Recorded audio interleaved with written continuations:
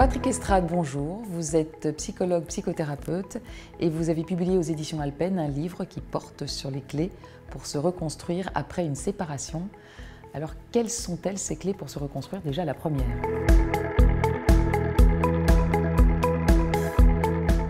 Eh bien, la première, c'est tout bêtement d'accepter la séparation.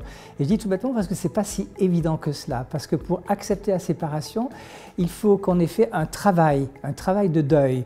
Et dans le mot travail de deuil, on a le mot travail, c'est-à-dire ça ne descend pas du ciel, c'est pas comme par magie que tout d'un coup, on va se trouver neuf, nouvelle, et puis pouvoir renouer avec la vie amoureuse. C'est un travail, et ce travail nécessite qu'on puisse faire le tour des questions qui ont été difficiles.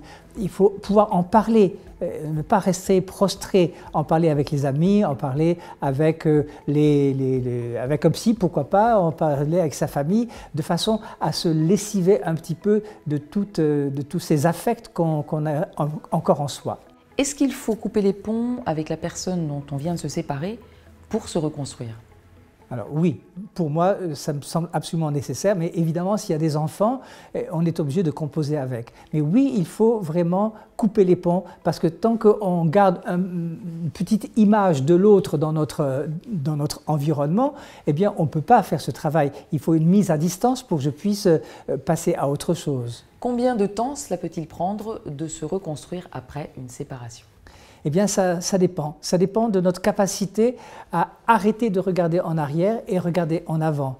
Ça dépend de notre capacité aussi à vouloir prendre avec énergie toutes nos forces pour aller vers un autre avenir. Et pour ce faire, il y a une chose qui me semble très importante, c'est qu'il faut arrêter de se comparer, de comparer l'autre surtout, de comparer l'autre à notre ancien ou à notre ancienne compagne. Vous voyez, parce que tant qu'on est là-dedans, tant qu'on a un petit bout de doigt là-dedans, on ne peut pas être libre pour autre chose, on ne peut pas être libre pour l'amour. Moi, je dis toujours que l'amour guérit l'amour. Voilà. Pour le reste, je renvoie à mon livre qui est paru aux éditions Alpen sur ce sujet.